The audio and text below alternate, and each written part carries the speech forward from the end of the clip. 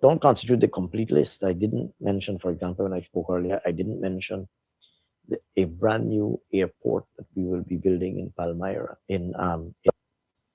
It goes to the core of resilience as well, because agriculture is a key industry in Region 6, and the Hope Light Canal is critical to preserving the climate resilience, or building and reinforcing, I should say, the climate resilience of the agricultural sector. We know that the people of farming communities have suffered terribly.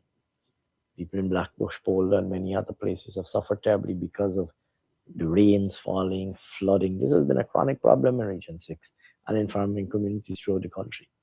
So we've said we want to build these Hope Light canals because we want to make sure that with the construction of these Hope Light canals, you have better water resources management, so that people are not inundated. They're not, you know, caught in terrible flood-like conditions with, one episode of heavy rainfall or so. So you have to strike that balance between the things that you will consume and the things that you're investing in for the long term. That's very, very important. Of course, Budget 2026 is themed putting people first. You've already outlined some of the measures that actually speaks to that. But specifically, let's emphasize on human capital development. What specific investments are being made in education and skills development? Sure. Well, here again, I'm glad that you mentioned that point. I hold a view, and I know that I'm not the only one who holds this view. I hold a view, and I can tell you that President Ali feels strongly about this. He holds the view, and his government holds the view, that there is no investment that is more important than investment in human capital, in the building up, the accumulation of human capital. There's no investment more important than educating our people, in particular our young people. But you'll notice that I don't confine education to young people, because I believe, in fact, that we remain candidates for further education throughout our lives. There's no investment that is more important than building human capital, than training people. And I mentioned a few earlier. I mentioned the strategic investment that we're making in Port Morant. Now, what we want to achieve is world-class education for all Guyanese, and at all levels. So first of all, making sure that all of our young people have a place in school and that they are able to attend school. So we are building schools where they did not previously exist, to make sure that everybody can go to school and can complete at least a basic secondary education. Now, that's not so much of a problem in Region 6 historically, or maybe even Region 5, because historically, coastal regions have had schools. In the hinterland, there are many communities where there were no schools before that we are now building schools. And I can tell you that in Region 6, there's at least one location that I can tell you of. Oriala did not have a secondary school. President Ali went in, and the people of Oriala said, Mr. President, we appreciate that you are giving our children scholarships to come out to the quarantine coast to go to school.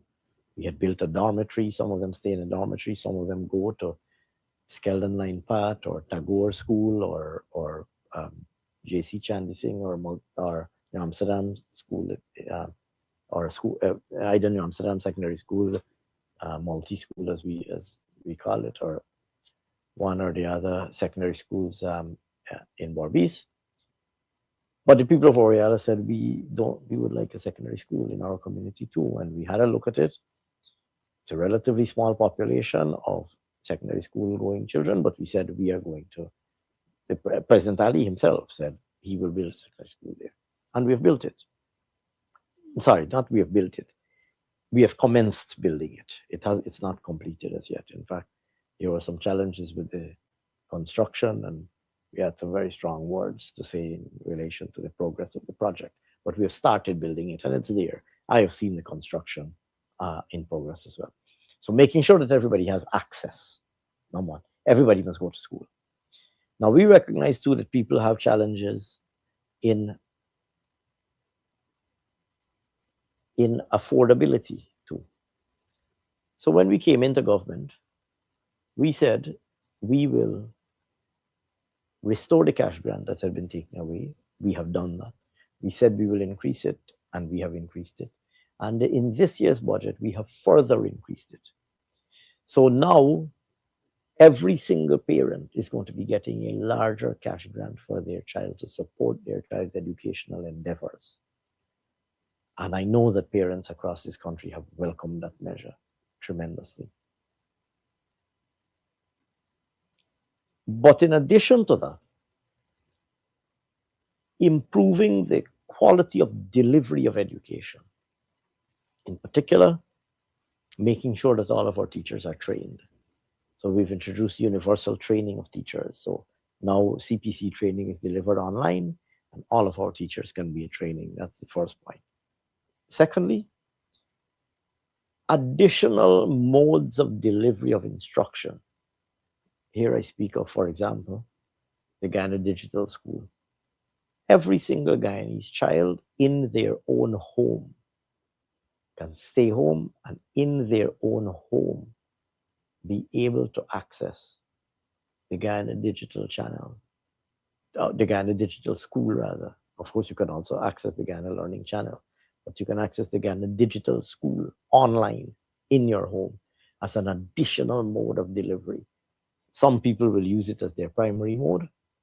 Some people use it just for revision, almost like an extra lessons kind of thing, because we want children to do better. We've also said, and sometimes we don't count these things, we've also said we will pay for up to 8 CXC subjects. The government will pay for up to 8 CXC subjects. Previously, we have all known parents who had to limit the number of subjects that their children can write because they can't afford. This should not be the case. There shouldn't be a child who has the capacity to write 8 subjects or 9 subjects and they're constrained from writing those 8 or 9 subjects because their parents can't afford it. So we have said we will pay for 8 subjects CXC, and we've written that into the budget. We've included a provision to pay for 8 subjects CXC for all children. So, and then that's at high school. That's in high school level. But beyond high school, we want people to be able to achieve university level education. So we have delivered the Gold Scholarship Program. So what Gold has done is it has brought university level education in your home. But in addition to that, for those who want to go to UG, and of course UG is a well-established university, we have Tain campus. We've also said, and Budget 2026 makes provision for this, that in 2 particular areas where there is high demand for skilled people in these areas, that beyond Turkine, beyond the traditional campus, which is the original Turkine campus, medical sciences must be available and engineering must be available in regions 2, 3, 6. And as you know, no doubt you've been following the news, we have now introduced engineering sciences and medical sciences in regions. You can sit here in region 6 and study engineering or medical sciences, which previously you couldn't do.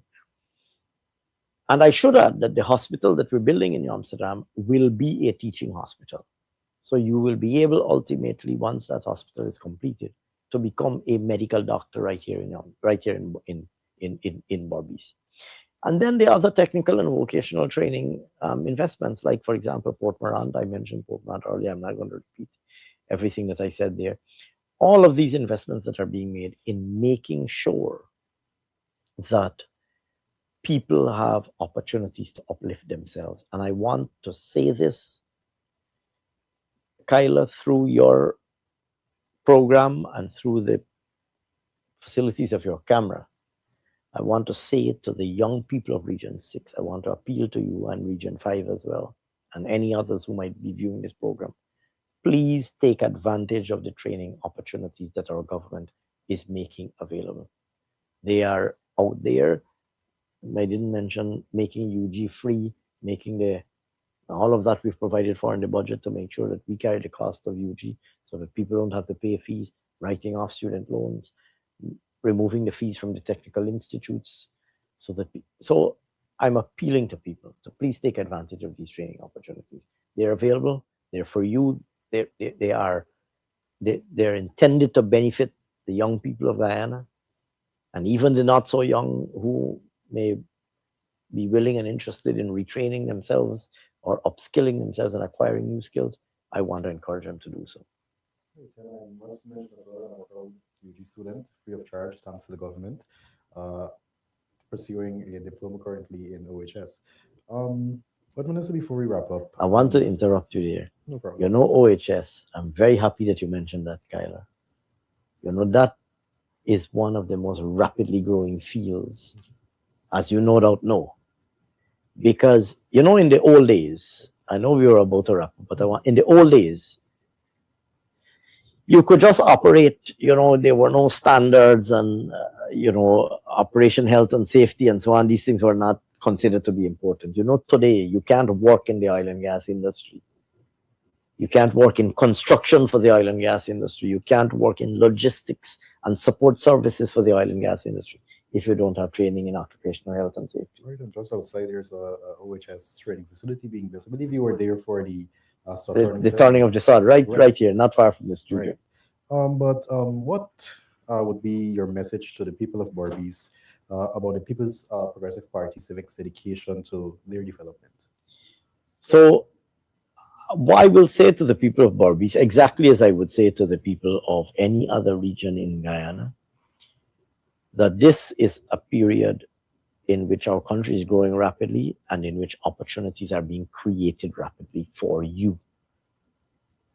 The government is maintaining the policy framework to create these opportunities, but you have to take advantage of these opportunities. You have to take advantage of these opportunities. And I'm appealing to all of the people of Guyana to ensure that they acquaint themselves with these opportunities and they take advantage of these opportunities. To the people of Region 6 in particular, I want to say to you that whereas you may have thought that historically Demerara or Georgetown is where all of the action is, where all of the oil and gas activities going on and so forth, that is about to change. And the face of Region 6 is about to change in a very dramatic way. I think you can get some sense of it already. I think if you look at Palmyra, you can see what's going on there and you know that this is going to be a different place. But the whole of Region 6 will be completely different. And the same applies to Region 5 as well, the other side of the mouth of the Berbice River. Berbice is poised for a very rapid transformation. And you have to consider how you position yourselves as citizens, whether it is getting the right skill. You have obviously chosen to get the right skill as an individual. But again, I'm speaking now beyond you to your audience, getting the right skill. It is free. Maybe setting up a small business, thinking about what you're good at and positioning yourself. Setting up your small business, getting your, testing the ground a little bit so that you will be poised to participate in the economic opportunities that are unfolding. This is an exciting time, but it's all about getting up and making the effort. You have to get, bottom line is you have to get up and make the effort. If you want to uplift yourself, the government will create the opportunity, but the government can't come and put the opportunity in your lap.